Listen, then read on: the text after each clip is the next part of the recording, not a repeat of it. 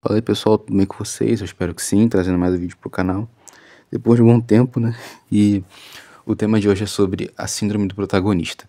Então desde já peço que vocês se inscrevam, deixem um like, o sininho, comentem e compartilhem. E vamos começar. Então eu queria citar dois pontos aqui da síndrome do protagonista que vocês vão entender de forma bem clara o que eu quero dizer aqui. Que um dos pontos é que ele se acha o herói ou a heroína das pessoas e acha que nada vai dar errado na vida da pessoa, né? Então, citando já esse ponto de que acha que nada vai dar errado na vida das pessoas, na vida dela, é como se a pessoa pensasse que estivesse num roteiro de novela, de filme, onde tudo favorece, né? Justamente a questão do protagonista, né? Do filme ou da trama. Porque existe muito disso, não sei se vocês já perceberam, na franquia do Velozes e Furiosos, onde sempre o Dominic Toretto, ele tá lá com algum vilão, disputando uma corrida, estão trocando tiro, estão batendo um no outro, mas sempre no final o Dominic Toretto, que o Vin Diesel faz no cinema, ele sempre se dá bem, né? E isso tudo foi porque o diretor, o roteirista, eles deixaram com que a peça fosse desse jeito. A peça não, perdão, o filme fosse desse jeito pra passar uma vibe de alívio pra quem tá assistindo, né? Pra quem é fã de carteirinha desde há muito tempo dos Velozes e Furiosos.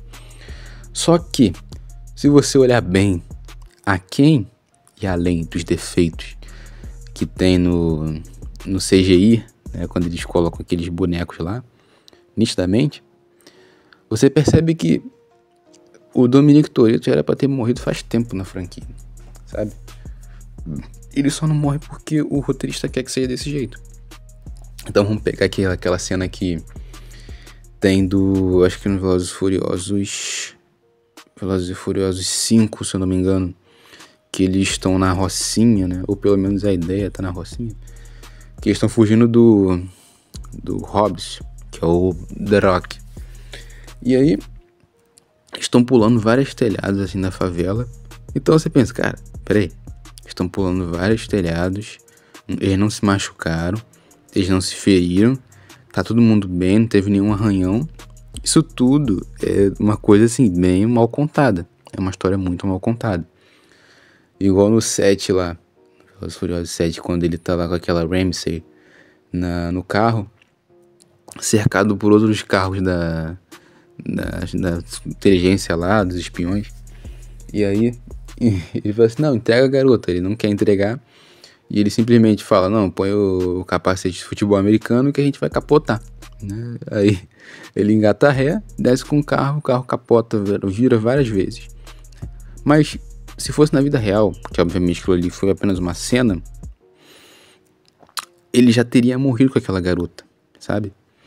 Então é isso que as pessoas precisam compreender, né? Que a vida não necessariamente é um roteiro de filme que vai favorecer com que você vença. Na verdade, você vai encontrar muitas dificuldades na vida. Já dizia o Rock Balboa, né? O mundo não é um grande arco-íris, é um lugar sujo, é um lugar cruel, que não quer saber o quanto que você é durão, que vai deixar você de joelhos e você vai ficar de joelhos para sempre se você deixar. É dessa maneira que funciona o mundo. Então, saber que você não é o principal, nem o protagonista, não é necessariamente esse Messias, né, como as pessoas gostam de enxergar, faz com que você tire um certo peso das suas costas para você começar a entender como é que flui, como é que é o fluxo da vida, sabe?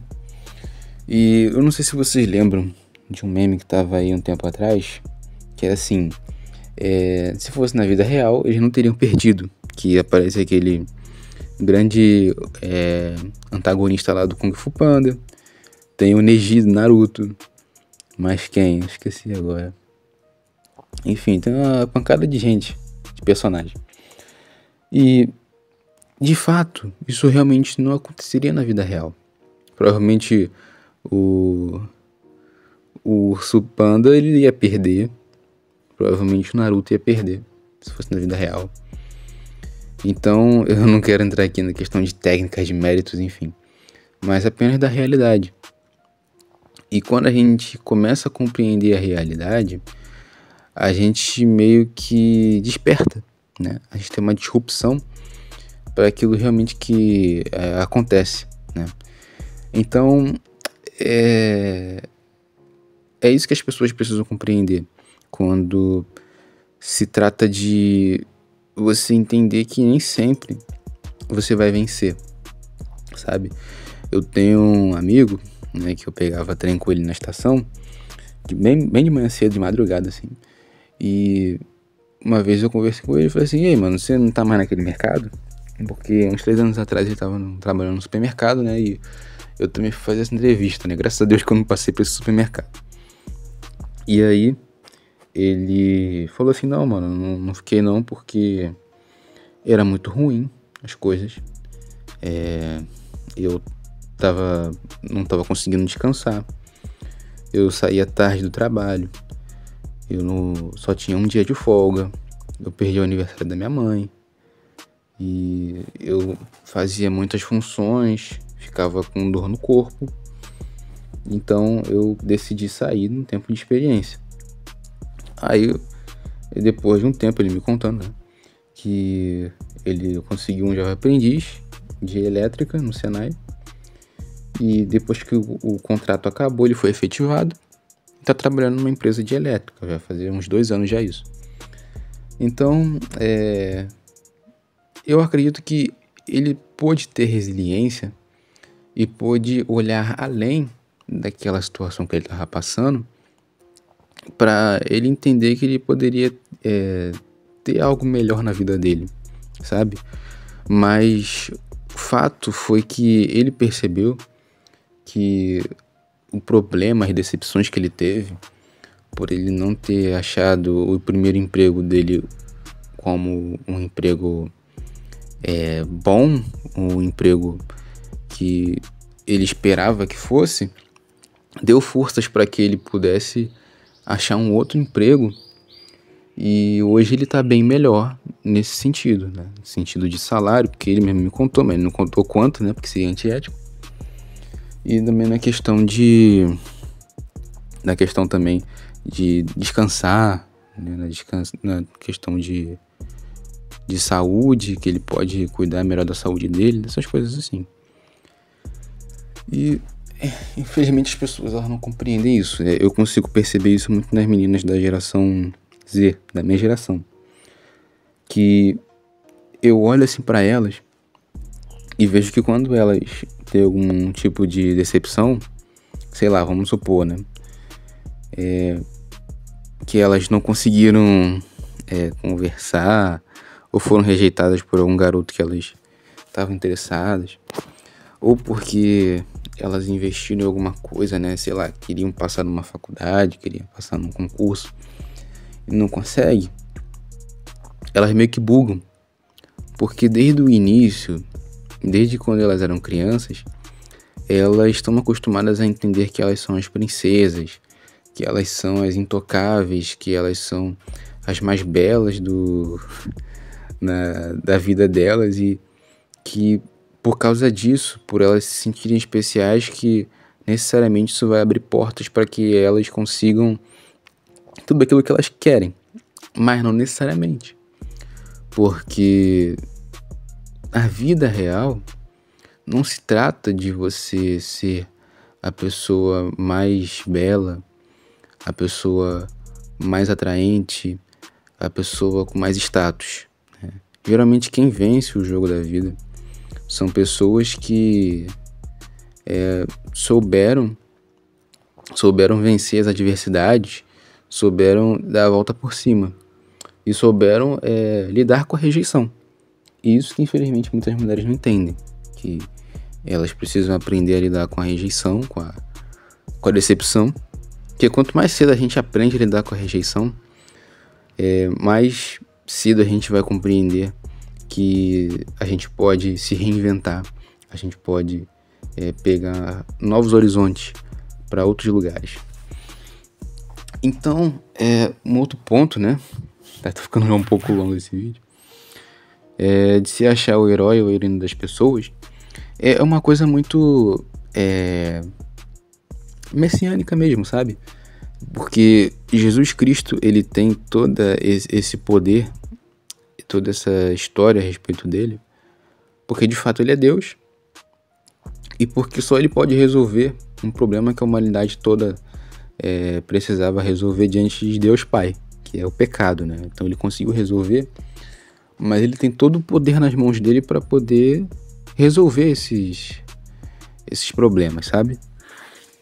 E as pessoas, elas têm essa síndrome messiânica mesmo, de achar que elas vão resolver, são os remidores, os parentes mais próximos das outras pessoas para poder resolver isso, né? E não necessariamente porque quando se trata de ser humano para ser humano, né? Não do divino, mas de ser humano para ser humano, você não pode salvar quem não quer ser salvo, sabe?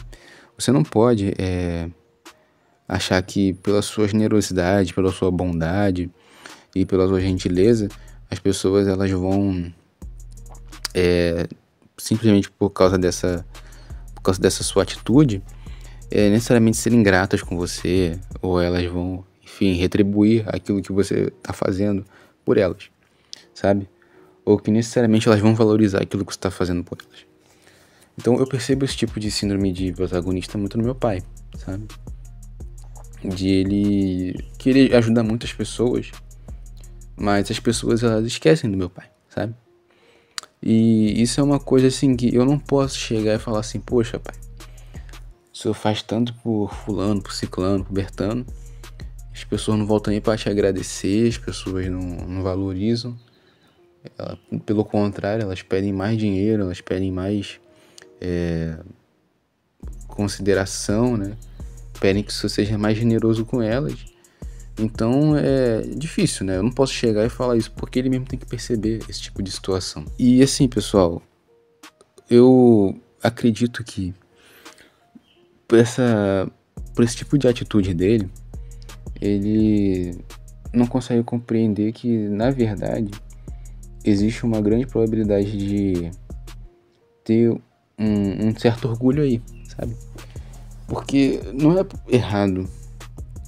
errado ele emprestar dinheiro, ajudar alguém.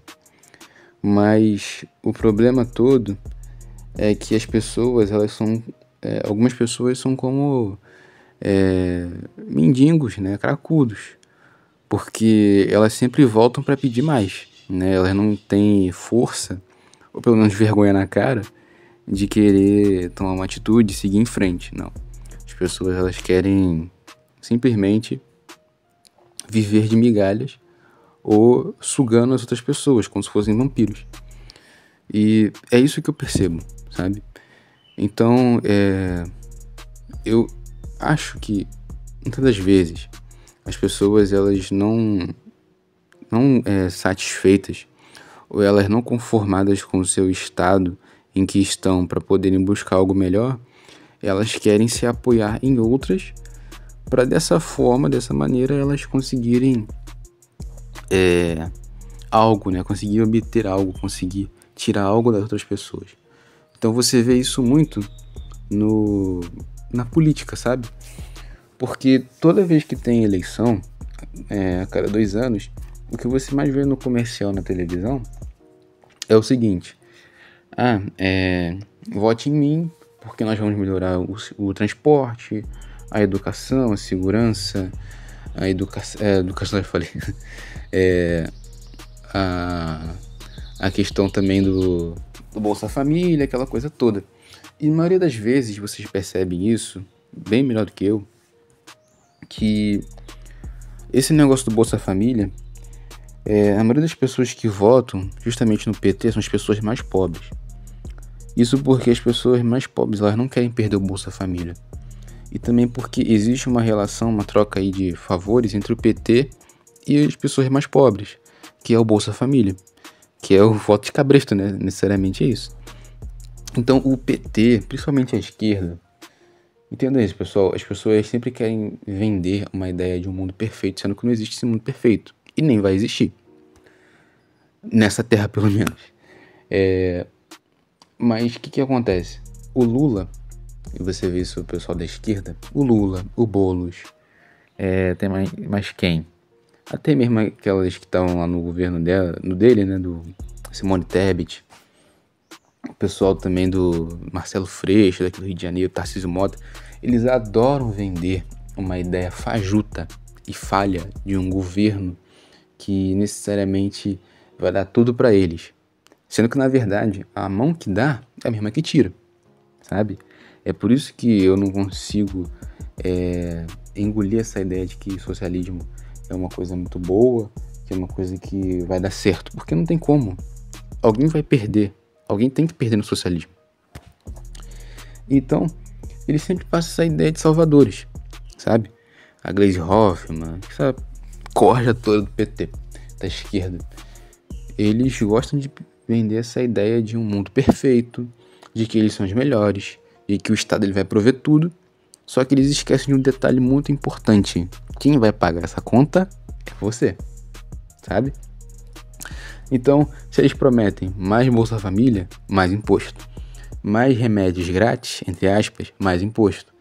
Mais segurança, mais imposto. Mais concursos, mais imposto. Eles, não, a gasolina vai diminuir? Vai cair no seu bolso. Não adianta. Essa é a questão. A grande criptonita da esquerda é a economia, porque eles não sabem lidar com isso. É só ver o Haddad, né? Então, essa síndrome do protagonista nada mais é do que uma pessoa com uma mente deturpada, né? Um certo nível com a mente deturpada, de não compreender e não conceber que as coisas ao redor, né? E enquanto houver esse tipo de circo, esse tipo de ideia errada de como que as coisas, o mundo deve ser, as pessoas vão continuar votando em quem vai pagar mais Bolsa Família para elas. E você vê que as pessoas, né, mais ignorantes, mais leigas, elas têm o mesmo poder e o mesmo peso de voto que você. Então é ridículo, né, cara? É ridículo ver uma coisa dessa, é ridículo mesmo. Mas estamos no Brasil, então aqui não existe nada necessariamente impossível quando se trata de Brasil, né? Mas o que eu poderia dizer para vocês é que se vocês têm essa síndrome, por favor, parem, né? E que, enfim, vocês tenham mais sabedoria, né, para quem vocês vão ajudar, né?